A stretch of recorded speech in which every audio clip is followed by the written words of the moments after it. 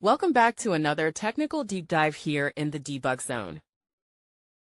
Today, we're tackling a big question and breaking it down with insights from other users. Hopefully, this clears up some misconceptions and helps you get the answer you need.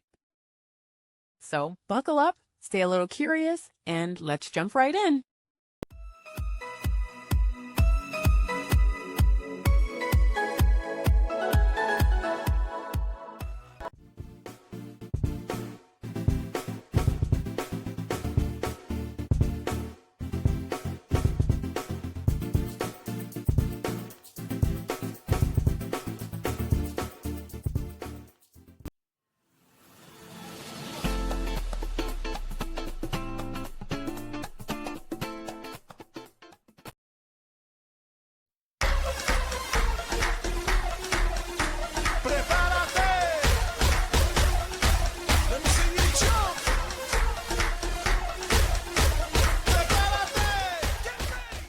And that's a wrap.